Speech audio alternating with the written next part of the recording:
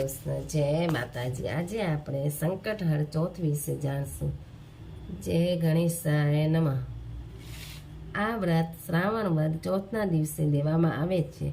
આ વ્રત કરનારે પ્રાતઃકાળે વહેલા ઉઠી સ્નાન કરી ગણપતિ દાદાની મૂર્તિનું સ્થાપન કરવું અને તેમની પૂજા કરી સ્તુતિ પ્રાર્થના કરવી। રાત્રે ભજન કીર્તન કરી પ્રાર્થના કરવી કે હે ગણપતિ દાદા, અમારા સઘળા સંકટ નિવારી અમને સુખ શાંતિ આપજો, અમારું કલ્યાણ કરજો। આ હતી માતાની વિધિ। ચંદ્રસેન નામે એક દયાળુ રાજા થઈ ગયો। તેની પત્નીનું નામ ચંદ્રાવલી હતું। રાજા રાણી ખૂબ જ દયાળુ અને ધાર્મિક વૃત્તિના હતા। બંને જણ ભક્તિભાવપૂર્વક પોતાના ઈષ્ટદેવને ભજતા અને દાન પુણ્ય કરતા હતા। તેઓ ખૂબ આનંદથી પોતાના દિવસો પસાર કરતા હતા। તેમને કોઈ વાતનું દુઃખ ન હતું, છતાં ધર્મીને ઘેરધાર એ કહેવત અનુસાર એમના પર એકવાર સંકટ ઉતરી આવ્યું।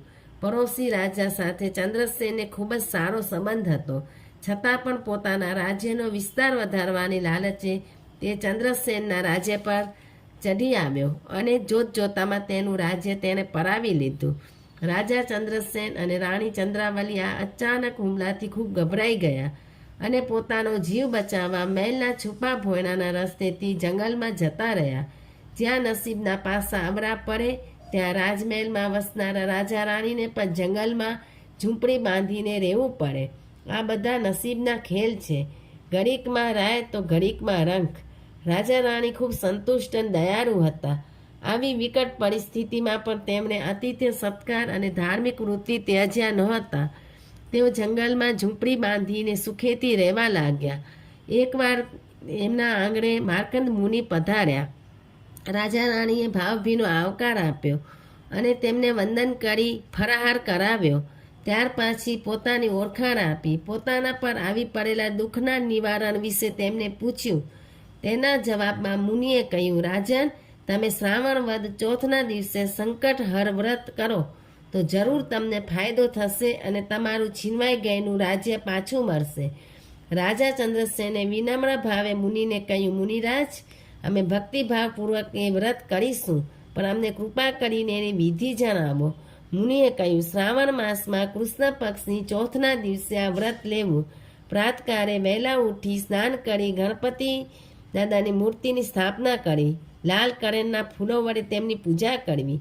ત્યારબાદ ધૂપ દીપ કરી નૈવેદ્યમાં લાડુ ધરાવવા અને જો બની શકે તો ઘોર ધરાવો। રાત્રે ચંદ્રના દર્શન કરી ગણપતિ સ્તુતિ પ્રાર્થના કરી સૂઈ જવું।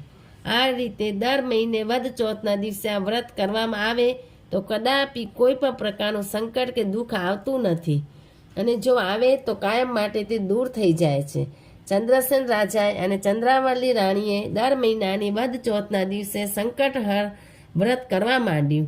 આથી થોડા જ વખતમાં વ્રતના પ્રતાપે અને પોતાના બાહુબળે ચંદ્રસેને પોતાનું ગયેલું રાજ્ય પાછું મેળવી લીધું।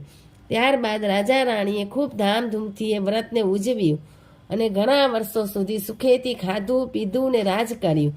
હે ગણપતિ દાદા, જેવા રાજા ચંદ્રસેન અને રાણી ચંદ્રાવલીને તમે ફળ્યા એવા આ વ્રત કરનાર તથા કથા વાંચનાર, સાંભળનાર, વિડીયો જોનાર સૌ કોઈને ફળજો અને સૌ કોઈના સંકટ દૂર કરી સુખ શાંતિ સમૃદ્ધિ આપજો।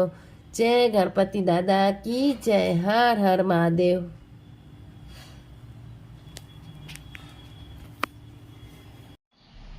જય શ્રી કૃષ્ણ, જય માતાજી, હર હર મહાદેવ।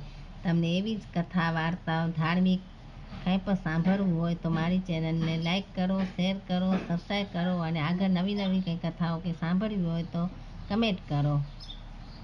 હર હર મહાદેવ।